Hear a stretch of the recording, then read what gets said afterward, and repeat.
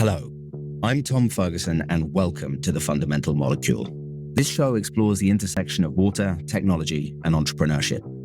Each week, I interview innovators, experts, entrepreneurs, and investors in the world of water, helping us understand where this trillion-dollar industry is headed. These are the stories of the people building the future of the world's most valuable and fundamental resource. Disclaimer. Tom Ferguson is the managing partner of Virgin Island Ventures. All opinions expressed by Tom and podcast guests are solely their own opinions and do not reflect the opinions of Virgin Island Ventures. This podcast is for informational purposes only and should not be viewed as investment advice or relied upon as a basis for investment decisions.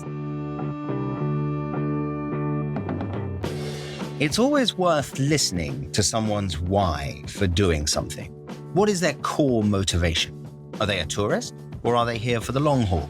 When you combine a compelling why with the right mix of technical brilliance, charisma, kindness, and energy, you get someone who looks and sounds a lot like Allan Adams. He is the founder and CEO of Aquatic Labs, who have made amazing strides in bringing lab chemistry into real time, eradicating one of the core monitoring problems that is profoundly bad in both water operations and ocean science. This is also the only conversation where the guest's idea of a misspent youth is teaching particle physics at MIT. He is genuinely amazing. Please enjoy my conversation with Allan Adams. Allan, thank you so much for being here. How are you today? It's such a pleasure to be here. I'm doing great, actually. I've had a fairly exciting few weeks. So yeah, very excited to have this chat. Yeah, exactly. Summer, there's always this sort of thing of like, oh yeah, summer's going to kind of wind down, like in whatever the VC industry sort of goes on holiday on August. And I'm like, kind of wish they would, if you know what I mean. Yeah. Yeah, it's certainly quite frenetic. I really appreciate you being here. I want to start us, not in the middle of things, but sort of underneath in the middle of things. We're going into the deep, which is going to be something that we haven't talked a lot about on this podcast around the ocean side of things. Why did you choose oceans as the target of your energy? So that's the first one. We'll start there. And then the secondary thing to kind of process as you're going, what do you wish that people were more aware of? Oh, wow. Specifically about the ocean. Yeah. Oh, okay. This is an extraordinarily long story, which I'm going to try to trim down. Okay. Fine by me. Yeah. I was trained as a physicist. My misspent youth was spent on particle physics. And I spent many years teaching physics at MIT. This was my gig. But I had a side hobby in underwater photography. And I knew some high-speed imaging people at MIT, and I knew a bunch of underwater photographers, and I was like peanut butter and chocolate. And so we started doing high-speed underwater video. We did documentary work for like museums and aquariums and stuff. And that was just my weekend gig. It was fun. I was doing particle physics during the week and teaching, and then doing underwater photography in the weekend. And then in 2013, I spawned. My wife and I had a kid, and he's amazing. His name is Arthur. But before we found out she was pregnant, I had been invited on an expedition with the New England Aquarium to Fiji to say thank you for doing some photography for them. And Arthur was 2 weeks late. 2 weeks after he was born, I hopped on an airplane, flew to Fiji. God bless my wife. I mean, you can't even begin. Ouch. Yeah. Well, she's the one who forced me. So I went home when we found out she was having the baby. I went to work and I said, guys, I can't go. And everyone was very cool. I could totally understood. And I went back home that evening and said, just by the way, I'm not going on the trip to Fiji. And she said, what kind of a person are, we're not the kind of people who will quit. What kind of an idiot are you just because we're having a kid? So a month after his due date was the trip, and she was 2 weeks late, and then Arthur was born, and it was just life altering. And I was shocked. I had no idea how much of an impact that would have on me. 2 weeks later, I get on an airplane, weeping my way across the Pacific, end up in Fiji with a bunch of aquarists, get on a boat, and we're diving every day for 12 days. And it's the most spectacular soft corals you'll ever. Just glorious. Every night as my head's bouncing on the bulkhead, all I can think is, by the time my newborn kid is old enough to see this, it will be gone.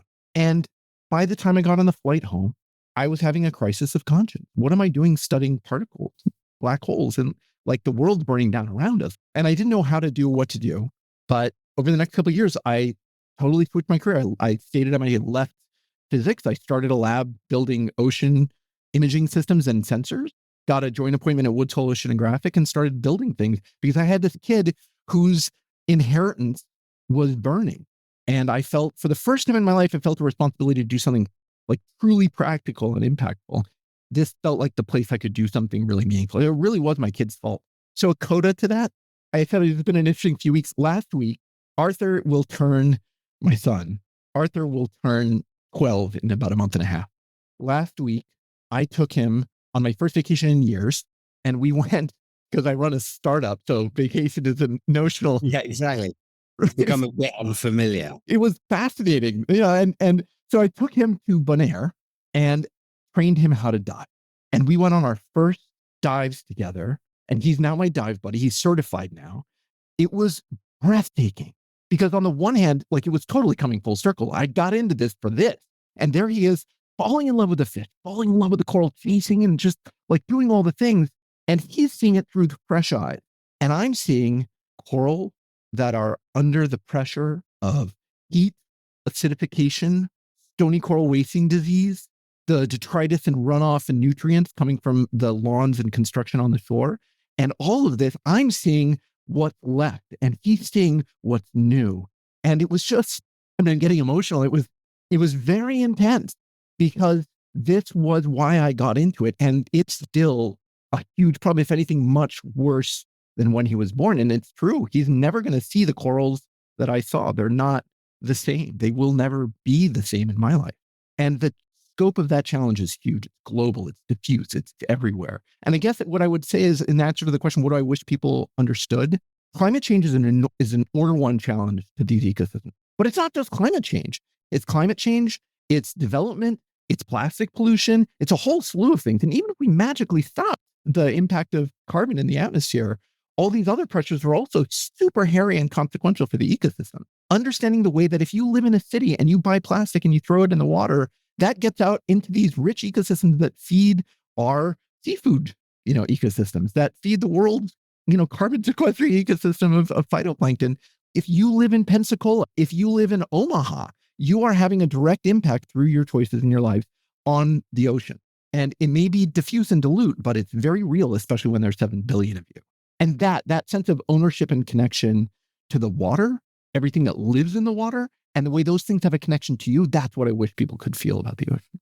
Absolutely. We had a kind of really interesting light bulb moment this week with the publication of that ProPublica article about the kind of global aridification of the section of the world, which kind of allowed human society to flourish. And this idea that we are emptying the groundwater of the world into the ocean. That essentially that's what we're doing, is that we're transferring what was underneath the ground into the oceans, and it's making the oceans much, much worse and rise much faster than anything that's happening with glaciers and polar ice cap. It was kind of a really interesting unlock for people, even for, somebody who spends all of their time around this stuff. I'm really interested in this idea of the light bulb. You don't get many people who sort of had their misspent uses teaching particle physics at MIT. But I think as a motivator to do anything at all, your one is really profound. I sometimes in my weaker moments find myself, because I went to grad school, and people do all sorts of things, but they also do quite a lot of things that I think are inherently kind of meaningless and slightly pointless and possibly even just deleterious. And I find myself judging them. I'm curious, do you think more people should be guided by the same logic that you did? How do you talk to your students, or how have you talked to your students about this? How do you advise young people in terms of this really kind of profound choice that they have about what they choose to work on and kind of leaving the place better than you found it? Because once you see it, you can't unsee it, right? Once the pill's been taken. But an awful lot of people just sort of ignore it. And I find it very frustrating. What do you think? Oh, that is such a fascinating question. And as a parent of 2 boys who are trying to find their way into meaning, this is something I've been thinking about a lot too. First off, if I could have a conversation with my former self at 26, thinking about what to do now that I've, finished grad school and I'm on my way out into the world, I would have said, do exactly what you're going to do. Follow where you think you can do something that's meaningful to you. Because life is short. We're humans. We follow the meaning that you can build. I don't hold anything against people who are doing something because they think, awesome, it's valuable, it hit something That's just me then. that land, right? There was a shift for me that was very personal and to me very meaningful, which not everyone has to have. That's okay. What I do wish I could tell my foremost self, and instill on the people around me, in which I try to do into my team and my students. And I still talk to a lot of my former grad students and postdocs, like, this is my circle. Be aware of the impact you have, right? There's this classical notion of conservatism that we have a contract with our communities, with our traditions, with the land, and we are obliged to treat it as it has been treated and gifted to us. And that's the people, that's the place, that's the physical ecosystem. And I wish that sense of responsibility, you don't have to study it. You don't have to like change your life because of it, but you should treat it with respect, and you should treat it with the grandeur that it has in your life, whether you pay attention or not. And that I wish I could instill in everyone. I don't need everyone to go out there and be an environmental activist, although rock on, like bring it on, but to respect the problem and our connection to these things, these places, these times. I'm not a religious person, but I care deeply about the religious tradition that my family moved in. I'm not a strongly political person, but I have very strong feelings about our responsibility to each other, to society, to the land, to the ecosystem. And those are the things that I think, I don't care what someone does for a living. There are going to be people doing everything. There's always someone doing something. No, I think that's much more balanced than me. So it's really, I just think it's a really beautiful place for your work to have come from. So you decided that oceans is going to be the thing. Can you just walk us through the germination of the idea and the arc of what has kind of become Aquatic Labs? We're going to get into the kind of swings and roundabouts of the last, 18 to 24 months since we've been working together. But I'm really interested in the germination of the idea, where kind of the initial value proposition and product came from. I mean, really, it was born of deep and profound frustration. By the late teens or early aughts, I was building fairly sophisticated instruments for sensing and sampling ocean water, environmental DNA sampling systems that go down 6,000 meters and collect environmental DNA from the water column, radiometers that measure. Not to jump in, but why did you start there? Why was it that sampling systems was the thing that you decided on? So there I was at Woods Hole helping to build instruments and stuff. And the way that works is the scientists come to the engineering team and say, like, I need to do this, build me this. And the engineer's like, well, okay, got it. We'll see what we can do. And then you build a thing, you're like, this is great, but 10 times faster and 10 times more precise, please. So, that's the standard. 10 times cheap. And 10 times cheaper. Exactly. I'd like 40. But then no. Okay. So I was building these instruments, and I built these radiometers, and I won't go off about them. I'll just say that I love them. I care so deeply about these instruments. I've spent so much of my life on them, and anyone who wants to technically geek out about it, bring it. But I'll just say that they're these things, and we built 3.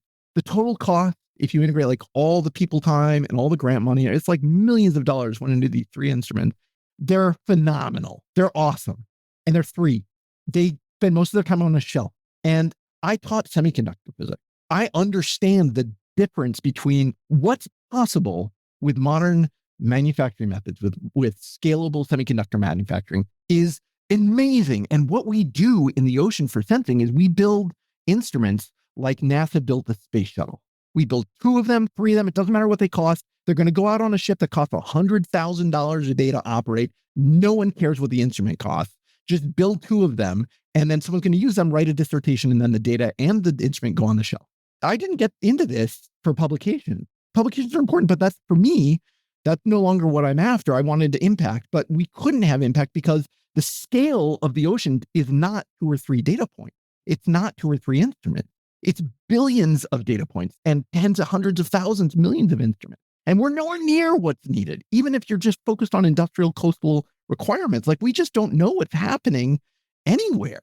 One of the key reasons is that the people who build the instruments build them like NASA built space shuttle. That's crazy. And over time, I wanted to be able to measure like pH and temperature and all these water properties every couple of meters along an entire coastline and see what we can see. And we know there's structure there. And I wanted to see that just on a purely scientific level. That was utterly impossible to do, not because we couldn't do it, but because no one's willing to build the instrument. No one's doing it. No one's actually building the instrument. It's not how the culture of engineering for the ocean works. And I got so frustrated with the distance I saw between what we could build and what I could buy that I quit. Right? I quit. I left the university.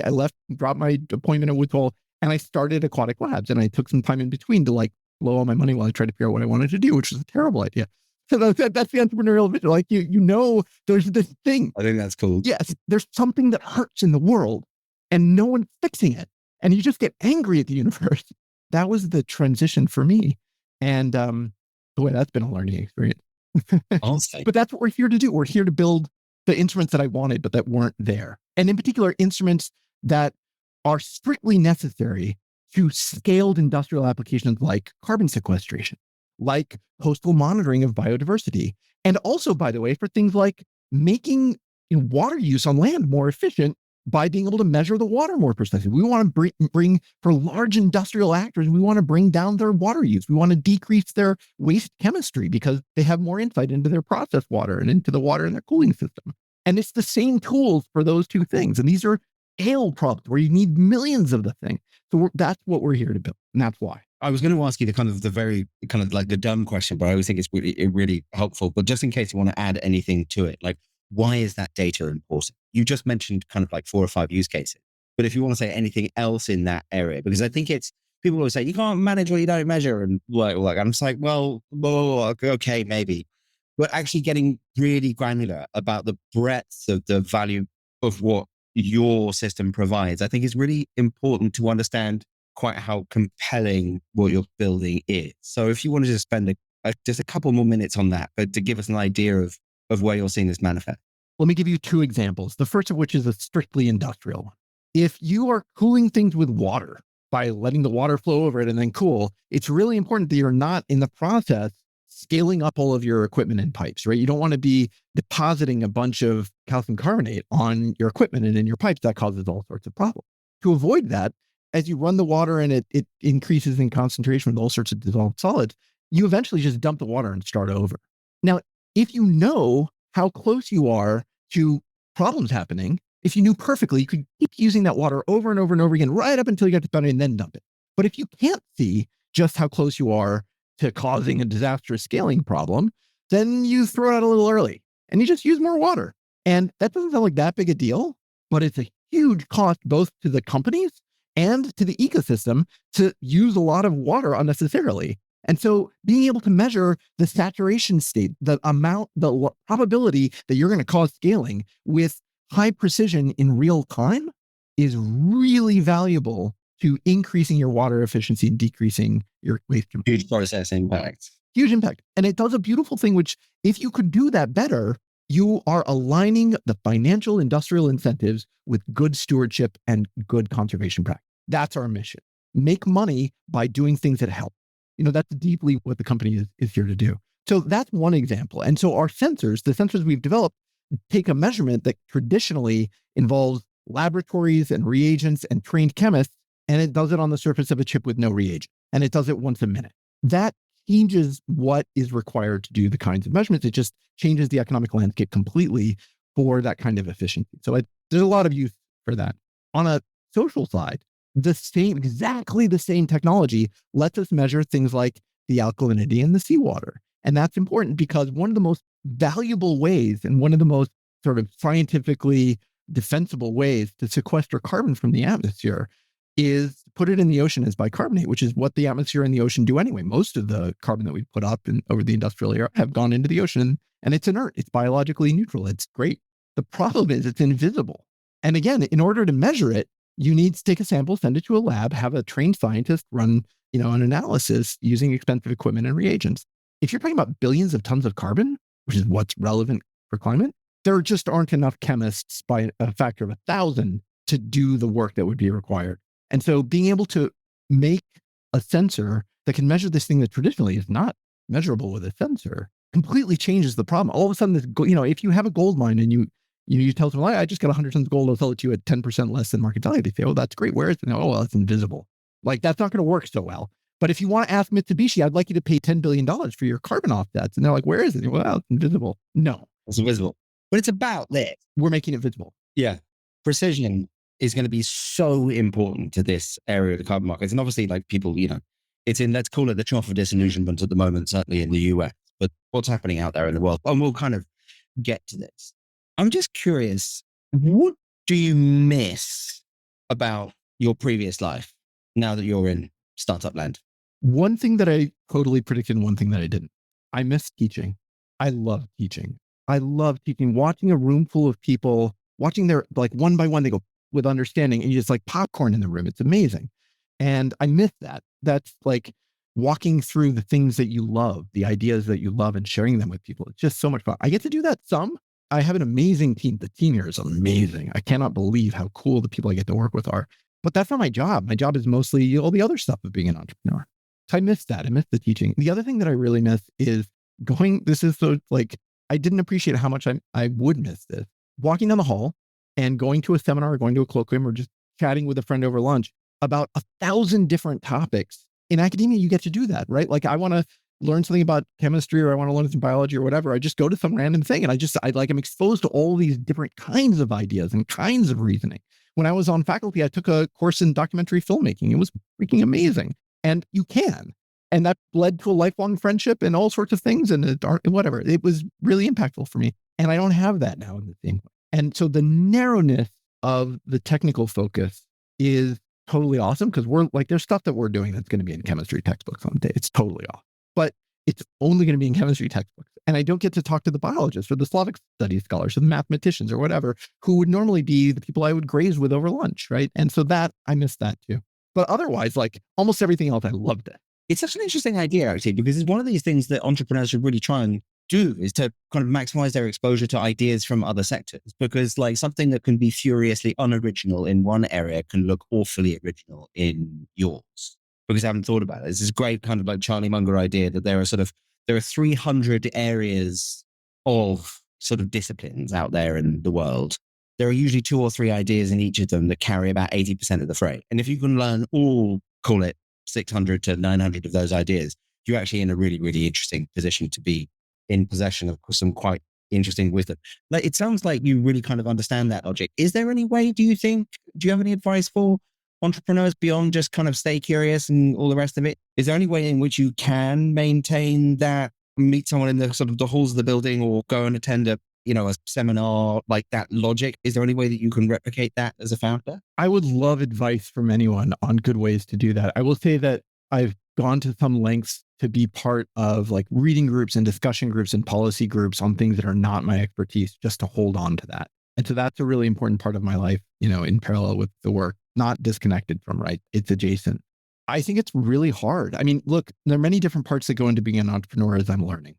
One thing is that there are phases where you just have to be the operator with your head down and doing the thing, right? While you're in a fundraise, you're not doing anything else. You're not trying to learn some Slavic studies. You're not reading a history book. You're just knocking it out of the park.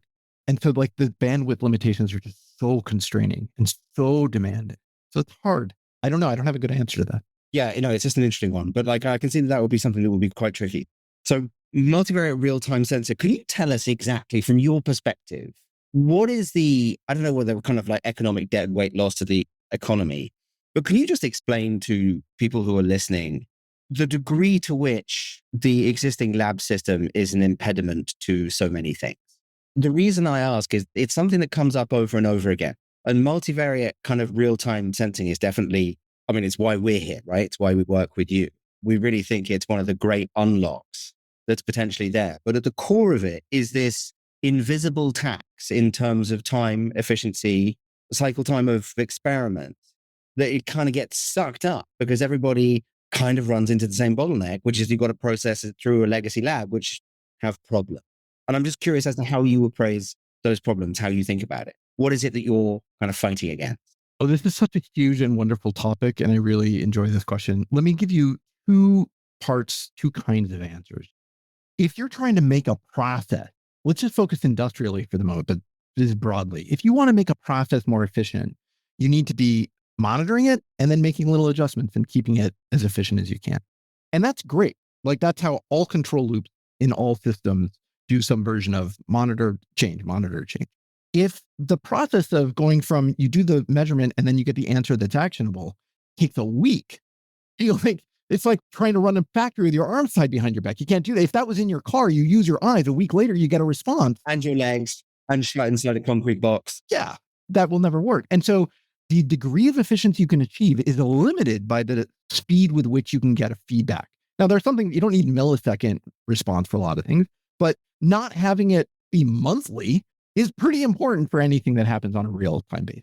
In water, a huge amount. Like water is, it's so easy for people to think water is invisible. It's very simple. It's not that complicated. It's unbelievably complicated as chemistry.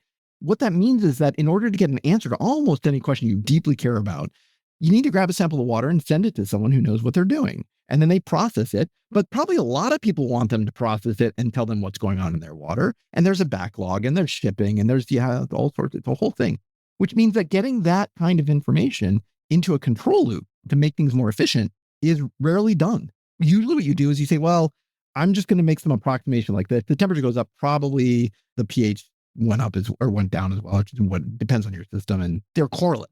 The correlations between pH and conductivity and temperature and all. So you use some proxy and you do a reasonably good job. But if you could just magically know, you could be a lot more efficient. Think about all the places water is used in processes in the world. Cool buildings. Every big building around you has a cooling tower. That's water process. All of the municipal water processes that clean water, filter water, transport, all of them have control loops. In all of them, if you run up against one of these hard chemistry problems as part of your optimization, and you have to ship it to a lab, like done, you're not going to use it. You lose efficiency. And that means that virtually every large water problem has an efficiency problem that's limited by the fact that interesting measurements tend to be very expensive and slow because you have to ship it to a lab. And anywhere where you can take that lab out of the loop and just put a sensor in that tells you immediately what's going on is an opportunity for order one efficiency gains across a whole spectrum of industry. Doesn't mean it's easy to do overnight. Doesn't mean that it'll automatically get adopted. And it certainly doesn't solve the business problem. But on a purely technical level, that's what's going on. It's being able to see what's happening in real time enough to be able to act with that knowledge, make things more efficient. And that's deeply what we're here to do. So let's take this into kind of the commercialization of what you've built. You obviously have like an extraordinary story of an inspiration and a kind of an aggressively accurate understanding of the value proposition that needs to be provided. And then you're kind of transposing the product that you've built to deliver this value proposition onto what's turned out to be a few different markets. So very kind of broad opportunity for you to talk about the experience of the last, I guess, I don't know, just pick a random number, 9 to 10 months. Pick a random number. Can you just talk us through your experience of kind of what happened from the explosion in confidence in your initial target market in the IRA to then kind of the inevitable kind of like hitting kind of reality and people kind of figuring out what's happening with offsets, and then obviously the change in administration and those. Can you just walk us through that arc? But I'm really interested in how it felt for you.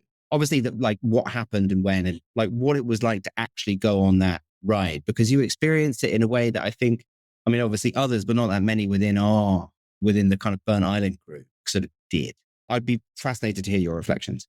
I will say this has been an unbelievable roller coaster ride, and over has felt like getting hit by a ton of brick. It's been intense. So let me talk through that real quick. So first off, for context, I came from the oceanographic community. One of our base assumptions was that the oceanographic community, regulatory monitoring, the universities, researchers, and NOAA would be a key early adopter market. We know these people. I can call them on the telephone. I know who they are. And so like, this is perfect. And I know their pain. I understand what they, some degree, what they want and what kind of things would sell, what kind of price points. Like there was some familiarity with that. Meanwhile, there are a number of technical things we care about that are classic problems in the field that people would really love to see fixed. So we really thought that our first truly forgiving, curious, expectant beachhead markets would be top quality beachhead market. Right, exactly. So we plan to release a lot of things in the winter and spring of 2025. And then the election happened, and we're sitting there from a distance last summer and last fall watching. And God bless Christine at Burnt Island, by the way, who was just wonderful all the way along, poking us and prodding us to do this faster. But we were sitting there watching, going like, I don't know what's going to happen. This is a little scary. And started a process to pivot well before the election, well before the change of administration, to figure out which are the other markets we're going to go after next. This was very, very important that we had started the process of, other than oceanography and related regulatory markets and CDR and carbon sequestration, other than those, who's next? And who are the industrial customers that are not complicated by government funding, that are not complicated by policy, but who are going to exist regardless of what the political landscape is? Who are those folks, and how do we solve their problem? And this is, by the way, a classic mistake for startups is you have a widget and you're trying to find someone who wants your widget. the classic advice is go find someone with a pain point and build a thing for them. But we built a thing and we're like, oh, shoot, we need to find the person with the pain. Like, that's exactly what you're not supposed to do. And now I understand very well why. Yeah, exactly. And it hurt. So we start this process of going out and calling all sorts of people. We had all these ideas about these people would love it and those people would love it. And we had a couple of things that were like, no one, like, this is a total red herring, but whatever, we'll look at pools and various other things. And we started getting some clarity. And by the spring, we had a pretty clear picture of what were the first 3 market segments we wanted to go after. Really, what are the 2 that are the most key ones? We started getting some pull. The election came, and oh my God, within months, we were having telephone calls like this. Hey, Allan, says the government funded researcher at a government institution. Hey, Allan, we've been talking about this project for a year and a half. We finally got signatures all the way up to the secretary of our department. It's confirmed. The problem is I no longer have a bank account and my credit card has a $1 spending limit. Also, I'm probably getting fired on Friday. Do you have any job opening? That's not the kind of conversation you want to have with a customer, right? Everything about that is bad. I don't want anyone to be under the impression that I'm feeling like, oh, woe is me, like we're in a bad situation. Like everyone's in a bad situation. This is a horrible place. But strictly from the local, like we're in the best place because we're not under that gun directly. That's not our only option. So my friends who are still in the academic and oceanographic, like they were getting, like it's just been horrible. Absolutely. The whole community is just decimated. From our point of view, though, just speaking with my startup founder hat on and operator hat on, like that market's gone. Thank God we had been exploring and pivoting into the industrial sector to get some insurance. And what happened over the past 6 months has been a breathtaking roller coaster, but also it's starting to really move. So we're getting inbound daily in the market segments that we're most excited about. We're like everyone we call is like, oh yeah, we want to pilot. And that is such a good place to be. And after all of this arc of everything, like we're just starting to feel that pull. I won't say we've hit product market fit or anything, but we're just like, the smell is in the air. You're starting to feel the tongue. It's a really remarkable job you've done. I've got to say, what have you learned about sales since you started doing this? Everyone will say they want it until they have to pay $1. That has been so shocking to me. This is true, by the way, whether it's selling to customers or selling to investors, like people will be like, oh, tell me more. Oh, yeah, I would love that. But then when you're like, okay, well, here's a price point and here's a contract. What do you think? They're like, well, that's really interesting. We'll think about that. That's so frustrating. And I didn't see that coming. So for me, that may be very idiosyncratic. Like I came from an academic. It's a tough one. That's tough. Yeah. The other thing is that like, it's so easy to let things take time. I've been very, very slow to appreciate the importance of just making quick decisions and executing quickly. And in sales, this is so painful because it's just so crucial to size up quickly and be like, oh, that's not going to be good for us. That's not going to go through. And I've been crap at that. I've been like, I really need to learn how to be better at that. That's one of the things I'm finding really difficult. And thank God for the people on the team who are not so bad at it. But, as a founder, like I'm pretty important in a lot of those conversations. I know firsthand that you're actually really remarkable at it. Well, one of the things I think is really interesting as a founder for you is that you've got such a unique, motivating position. You've got this extraordinary energy and ability to communicate, which directly feeds into, I know you're being modest, but I know exactly how strong a salesperson you are. But what you have is so, and I use this word carefully, is relatively unique. How are you finding the process of transferring or instilling in your company and team your degree of enthusiasm and belief? Or is it just a hiring problem? Because if you can do that and really transmit what you're transmitting in this conversation, I think Aquatic Labs is not a company that I would want to compete against. In fact, it already is. I want to compete against.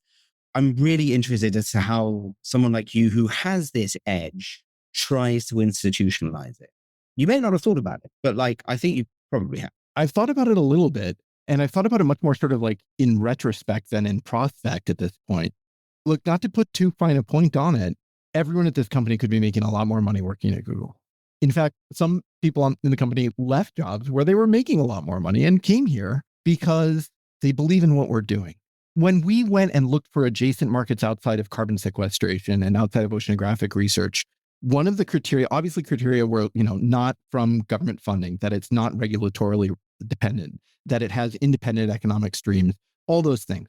But also, it had to be aligned with our values. It had to be that if we do our job well, they will make money and they will be more efficient in their water use. And there will be an alignment between economic incentives and good stewardship.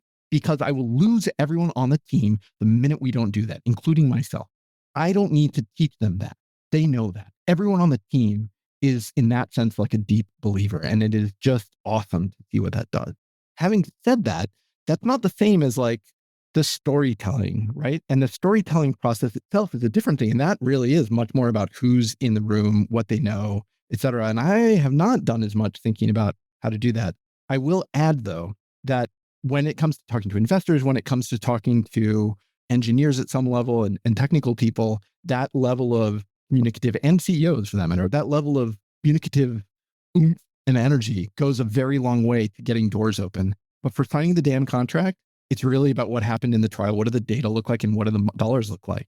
So that transition, it's really fun actually for me to be watching the company go from needing me to be in those conversations to not needing me to be in those conversations. Like itself, once you get the door open and once people see what the value is, I see the beginnings of that's going to be its own thing.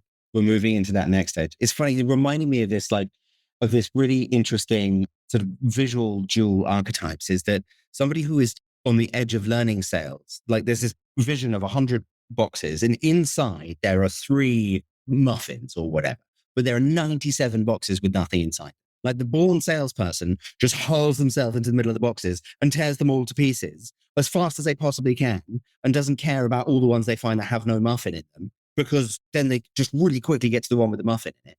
But the person who's learning sales just kind of really wants there to be a muffin and opens one and then is scared of the next one because it hasn't, it might not have a muffin in it, but they like once it's still closed or you're kind of moving it around or shaking it or whatever, you're preserving the optionality of there potentially still being a muffin in there rather than just like shortening the life cycle of finding out like whether or not there's muffin. So the word muffin a lot, in a way that I don't usually do. Tom, I feel seen. It's crazy, isn't it? And honestly, like I still find myself falling foul of it in the fundraising side of things, just on the LP, which is like, as long as they're there, I haven't actually got like, just go almost like for the no, try and qualify people out. It's really interesting, hard to learn. And it's really great you've got to the point where you're kind of like inculcating it in others. I want you to cast your mind forward a little bit. Can you just talk a little bit about the big version of Aquatic Labs? When this becomes everything that it could be, what does that look like? Like, what's the breadth of impact? And what kind of change do you think that you're enacting? And then I want to just take you to the carbon markets for a second. First off, underlying mission, alignment of financial incentives for industrial actors with good stewardship and responsible action. And I see that playing out like spades. We're already starting to have impact that's going to grow. I want Aquatic to be the default answer to the question, I'm doing something in water and I want to know the state of that water so I can do it better. I want us to be the default answer to the question, how do I know what's going on in my water, wherever it is? I want that to be in the ocean. I want that to be in rivers. I want that to be in processed water. And the reason is not that I think other people aren't doing great work in sensing and other people aren't doing great. Like there's all sorts of great stuff out there. But what hasn't been done the way I see it being possible is doing it radically at scale. Look, in a factory on land, there are temperature sensors scattered around like candy, because if you see that it's getting a little warm over here on the ground, that's because the pulley above it is starting to wear out, and 3 months from now, it's going to fail. And then that'd be $100,000 of a day's loss of productivity or millions of dollars. So instead, you see that, you're like, oh, the pulley, right? And you schedule maintenance and you have it replaced. And then you just saved yourself a crap ton of money with tiny commoditized thermal sensors. Why would you not put them everywhere? And we don't do that in water. It's crazy. And there's so many things we could learn and act upon. And I want to enable that. I want the success for Aquatic would be to be in every water stream and say, we're telling you that pulley is going to fail. That aquaculture farm is going to run into this problem next week, et cetera. And that's a sensing at scale problem. The second thing that what does is temperature sensors are so commoditized that they're everywhere now. Right? They're on every PCB. Like you just monitor the temperature of everything. In the ocean, there are things that we want to do in the ocean, like carbon sequestration into the ocean. There are things that need to be happening in the ocean. Biology monitoring, biodiversity monitoring in the ocean, all sorts of things that really matter that can't be measured or seen right now because the tools are unbelievably expensive. They're boutique, they're built by hand, they're one-off. And we need commoditized sensors for that. Those markets both don't exist and are not really gigantically financially viable for the next few years. Measuring carbon, measuring the carbon state of water, measuring the alkalinity of water, these are unlocks for a bunch of industries, including carbon sequestration in the ocean. By working in industrial water on land, we are allowing the commoditization of the underlying sensing technology and capabilities so that once those carbon sequestration markets are there, we will have the glove up to catch the ball and enable large-scale monitoring of exactly those things. And we're never going to get there if we just sit here and say, if only there was a carbon tax. The way we get there is by going out and making a lot of money for a lot of industrial actors, by helping them do things better, commoditizing our tools, and then being ready when the carbon markets are there. It's one of the most compelling kind of pieces of logic. It's one of the difficulties on the kind of the impact side of things, because we are absolutely adamant that a lot of our impact is going to manifest when the Burnt Islanders have hit scale and driven their unit economics down. And as a result, are going to be ready for the markets that kind of the impact investors wishing we were going for first. And it's like, no. Like, whether it's Mahindra or Samsung or like whatever it is, you start small and you sell to the people who are going to buy, serial numbers 1 to 1,000. And then as you get to 1,000, your cost can go down and you can follow that pathway into the markets that you're going to be going to. You mentioned carbon sequestration. Everybody thinks that it's a mess. Microsoft keeps on buying lots of it. It's not as if the EU is slowing down. If anything, they've started, but not a lot of people in water think about carbon market. What is your point of view on where we are in terms of carbon sequestration? Because you're going to be integral to monitoring, reporting, and verification, specifically, obviously, from ocean sequestration. How would you appraise the state of the market? Obviously, it's not great in the US now, but where do you see it? No, it's not great in the US. It's fairly abysmal. Although I will, look, we get very focused on like, there is political will to do good things on all sides of the aisle in the US. It is surprising, but it is true. Especially around water. Yeah, especially around water. And so I think people, it's easy to get caught up in what is actually a horrible situation politically, fail to take the time to find the places where there are good threads too. And there are some really good threads with carbon, and there are some really good threads with water. They're not what we would have hoped 5 years ago, but it's not, sitting back and crying would be a mistake right now. In the center of the carnage, there's also a lot of opportunity. Having said that, it's not a great time to be a climate tech startup trying to do carbon sequestration in the ocean in the US. But in Canada, they're moving ahead really fast. In Europe, in Southeast Asia, in Australia, like in Africa, things are really moving. Whether that's on land with enhanced rock weathering in farmers' fields, or in rivers with river restoration and having carbon sequestration through river restoration, or whether that's in the ocean directly through carbon sequestration through coastal modifications. Like, there are many, many, many, many pathways to get carbon out of the atmosphere and locked into seawater in a way that's biologically safe. That's a decadal scale problem. That's a 20-year problem. These are gigaton problems. These are not problems that come and go, and they're not solutions that come and go over the course of a year or two. Startups do, but the industry and the solutions don't. And so this is a long game. It's a long play. And I see a huge amount of potential for it. Me too. I always think there's something really, really interesting about knowing clearly when you're in the trough of disillusionment, really knowing that you're there. Because that very perversely is exactly the time that you should be acting and laying the groundwork for when people are like, oh, actually, well, no, we still need to do this. Okay, let's carry it on. That's where the advantage is built. And I think you've done absolutely extraordinary job putting yourself in a fairly spectacular strategic position. So our last question we ask all of our guests: if you had to choose one piece of advice for current and future water entrepreneurs, what would that be? Like, ask me who my favorite child is. I'm going to make it slightly more specific for folks who come from a technical background in ocean. And this is the bit of advice that I actually heard from a lot of people in a variety of ways, but it didn't land. I had to go through it. And I wish there had been some way for me to understand it. The hard parts of running a startup in the water sector, as much as anywhere else, they're not the technical problem. The technical challenges, and we've done some freaking technical and sophisticated stuff. Like, I'm very proud of our surface chemistry. I'm very proud of our semiconductor physics. I'm very proud of our analytic chemistry. Like, there's a lot of really interesting technical stuff. The company doesn't live and die through technical risk. The company lives and die through market risk, market understanding pain points and what people are willing to pay and whether you can solve them. I built a team that was initially so over-focused on engineering and technical risk that I elided the much more significant and much more risky operational and business risk.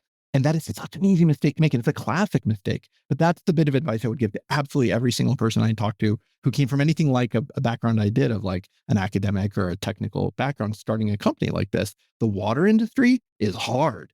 People have been doing this for a long time, thousands of years. It's not like you're waltzing into a new place where you can just la-di-da do things. There's culture, there's history, there's tradition, and all those things have to be fought with and against. And it's not the technical things that will kill you. It could be, but that's your fault. But it's the business stuff that's much harder and much more complicated, much more about humans and history and chance. And that's what I wish I had understood.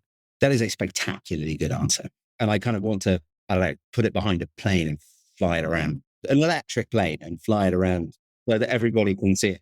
But it's also really characteristic. One of the things that like all of the partnership and everybody comes into is that the transition from the academic environment into the commercial environment is really hard. It's really hard. And you've just put your finger on why it's really difficult in such an eloquent way. But it has been so much fun watching you make that transition with the degree of care and energy and insight and understanding and excitement that you have.